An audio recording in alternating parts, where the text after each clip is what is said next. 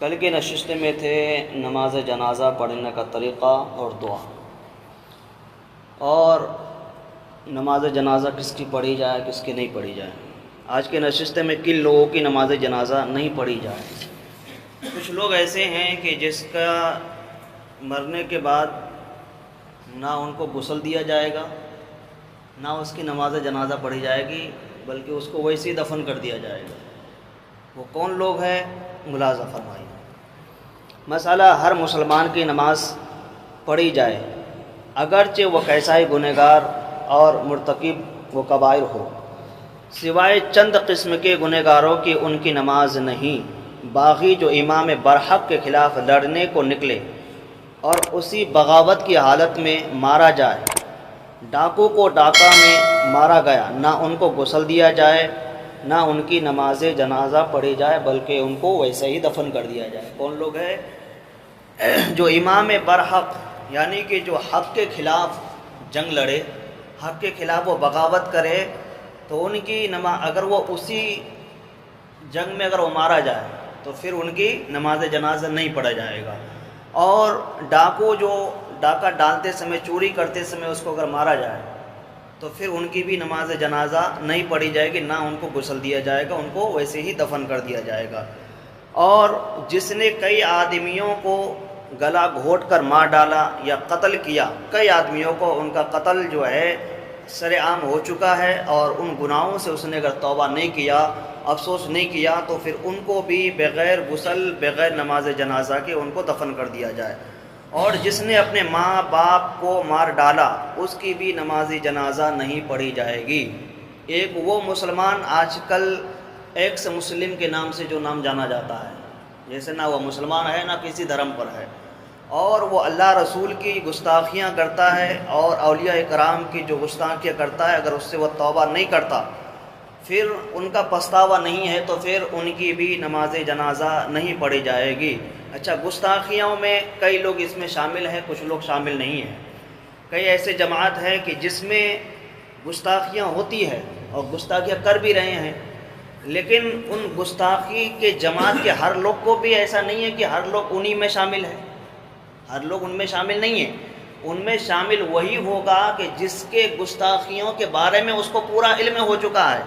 کہ یہ جماعت جو ہے حضور علیہ السلام کے شان میں گستاخی کی، یا اللہ تبارک و تعالیٰ کے شان میں گستاخی، یا رسول اللہ صلی اللہ علیہ وسلم کے صحابہ اکرام پر بھونکتا ہے، جیسے شیعہ رافضی وغیرہ حضرت ابوبکر صدیق کو گالی دیتے، حضرت عمر فاروق کو گالی دیتے، حضرت عثمان غنی کو گالی دیتے، حضرت علی کو انبیاء سے افضل مانتے ہیں، حضرت علی کو انبیاء سے افضل جو مانتے ہیں، تو پھر ان کے بھی اہل سنت والجماعت والوں کا حق نہیں ہے کہ ان کی نماز جنازہ پڑھیں۔ اور باقی جو لوگ ہیں وہ اس جماعت میں شامل ہے، لیکن ان کو پورا علم نہیں ہے، پڑھنا جانتا نہیں ہے۔ بھائی ہر کوئی تھوڑی جانتا ہے پڑھنا، ہر کوئی نہیں جانتا پڑھنا۔ جس کو علم نہیں ہے اس بات پر، جماعت میں ہیں لیکن ان کو اس میں شامل نہیں کیا جائے گا،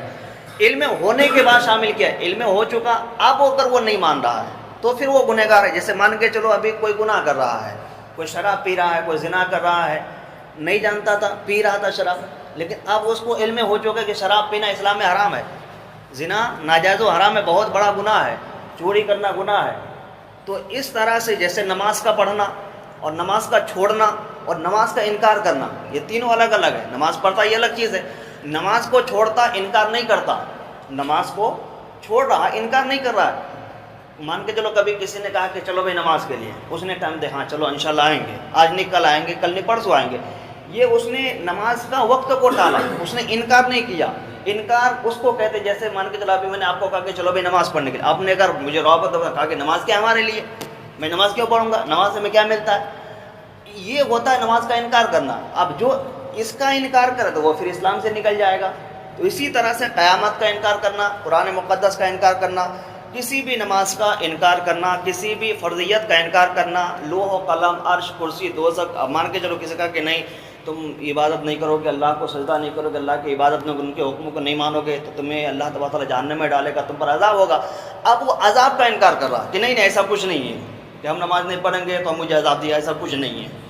جہنم نام کی کوئی چیز نہیں ہے، جنت نام کی کوئی چیز نہیں، مرنے کے بعد ہمیں دفن کر دیا جائے گا، ہم تو گل جائیں گے، سڑ جائیں گے، ہمارا جسم کی ہڈیاں تک نہیں ملے گی۔ بھائی جس نے ان چیزوں کا اگر انکار کیا تو پھر وہ دائرہ اسلام سے نکل گیا، اب ان کی نماز جنازہ پڑھنا جائز نہیں ہے۔ اب آج کل کے سوشل میڈیا کے زمانے میں دیکھ لیجئے، جیسے کچھ لڑکیاں، کچھ اسلام کی بیٹیاں مرتد ہو رہی ہے، غیروں کے ساتھ بھاگ رہی ہے، دوسرے کے ساتھ جا کے شادی کر رہی ہے۔ اب شادی کے بعد جب ان کو 6 مہینے 3 مہینے 5 مہینے 8 مہینے سال 2 سال میں جب ان کو مار کر کے پھر ان کے لاش کو ان کے گھر والے کے پاس بھیجتے ہیں۔ ابھی ایک بریلی میں کانٹے ہوا تھا نا،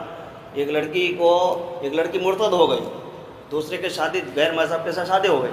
پھر کچھ ہی دنوں کے بعد کیا ہوا کہ ان کو مار دیا۔ مارنے کے بعد جو ان کے لڑکی کے ماں باپ جو ہے لڑکی کو لینے کے لیے گئے، لڑکی کو وہاں سے لے کر کے آئے،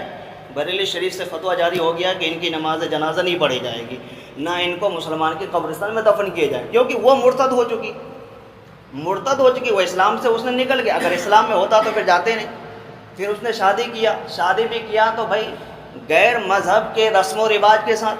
اس نے جو غیر خدا کو سجدہ بھی کیا، ان کی عبادت کیا، ان کی پوجا بھی کیا، تو ویسے بھی نکل گیا۔ نہ اب مسلمانوں پر فرض کفایہ ہے کہ نہ ان کی نماز جنازہ پڑھی جائے، نہ ان کو اسلام کے طریقے سے ان کو کفن دیا جائے، نہ ان کو اپنے مسلمان اپنے قبرستان میں اس کو دفن کرے۔ تو ابھی یہ کانٹے ہوا تھا، بہت اچھا کام کیا۔ اس طرح سے اگر ہو تو ہو جائے، کچھ حد تک سدھار بھی ہو، لیکن دین ہمارے لیے دین ہے، شریعت ہمارے لیے شریعت ہے۔ دین اور شریعت سے ہمارا کوئی کھلواڑ نہیں ہوگا، اس میں کوئی ملان نہیں ہو سکتا ہے۔ شریعت کے اندر جو چیز ہے تو اس کو ایکسیپٹ کرنا پڑے گا، چاہے تم کیسو بھی کرو، کرنا ہی پڑے گا اس کو ایکسیپٹ۔ اب جو بات شریعت کے اندر نہیں ہے تو اس کو اگنور کرنا ہی پڑے گا، چاہے تم راضی سے کرو یا خوشی سے کرو، اس کو کرنا ہی چھوڑنا پڑے گا۔ بھائی جو شریعت میں نہیں ہے، دین کھلواڑ نہیں ہے، ہمارا دین اکمل یعنی کہ کامل دین ہے، یہ آدھا ادھورا دین نہیں ہے، آدھا ادھورا دین نہیں ہے۔ تو اللہ کے نبی علیہ السلام نے جو ہمارے لیے جینے کے لیے جو قوانین بنائے، جو نظام بنایا دنیا کا، اور جو ہمیں شریعت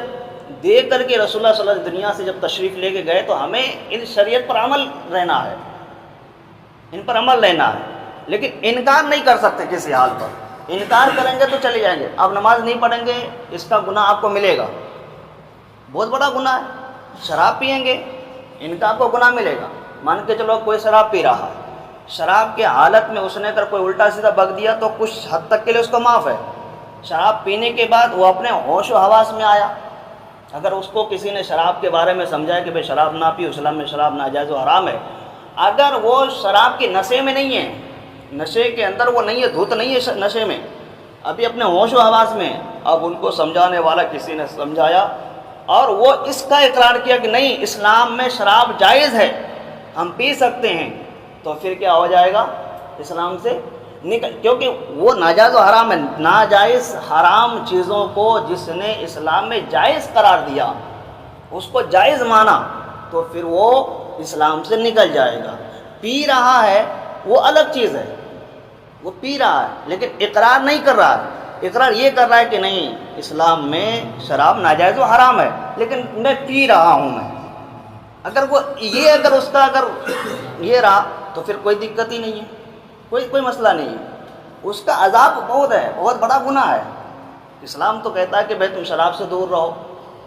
جوا سے دور رہو، لوٹریوں سے دور رہو، آن لائن گیم میں جو پیسے کمائے جاتے اس سے بھی دور رہو، لیکن جو نہیں مان رہا ہے تو ان کا عذاب ان پر حکم شرع لاگو ہوتا ہے اور وہ اسلام کو فالو کرتا ہے۔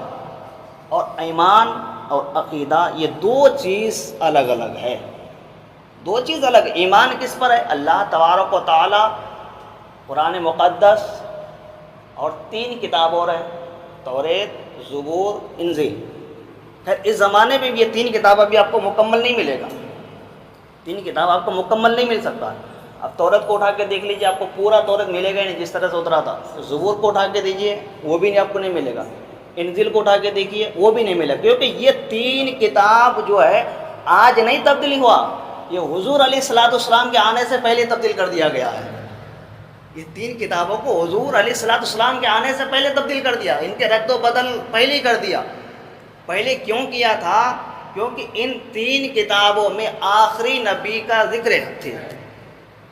آخری نبی یعنی کہ ہم سب کے آقا حضور تاجدار مدینہ صلی اللہ تعالی علیہ وسلم کے ایسے ایسے بات اس میں لکھے ہوئے تھے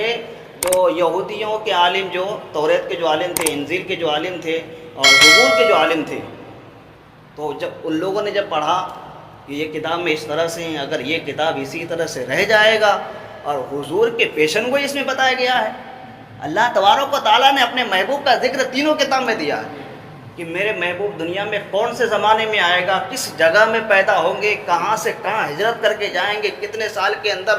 نبوت ملیں گے اور اپنے نبی ہونے کا آنے کا اعلان کریں گے، کب حضور کو معراج ہوگی، معراج کہاں سے ہوگی، کہاں سے ختم ہوگا، وہ سال کتنے ہوگے، یہ ساری چیز بتایا گیا تھا، یہ ساری چیز بتایا گیا تھا۔ لیکن جب ان لوگوں نے جب ان کتابوں کو دیکھا نا، پڑھ پڑھ کے جب دیکھا، اور پھر بھائی جتنے بھی نبی تھے حضرت آدم سے لے کر کے حضرت عیسیٰ علیہ السلام تک، ہر نبی جو ہے نا حضور کے آنے کی پیشن گوئی بتاتے گئے، وہ آنے والا ہے، وہ آنے والا ہے، وہ آنے والا ہے، اور ہر نبی اپنے بیٹے کو تاکید کر کے گئے۔ اگر تمہارے زمانے میں اگر نبی علیہ السلام امام الانبیاء اگر تشریف لے کر کے آئیں گے تو پھر ان پر تم ایمان لے کے آنا۔ ہر نبی اپنے اپنے بیٹے کو یہ نصیحت کرتے گئے۔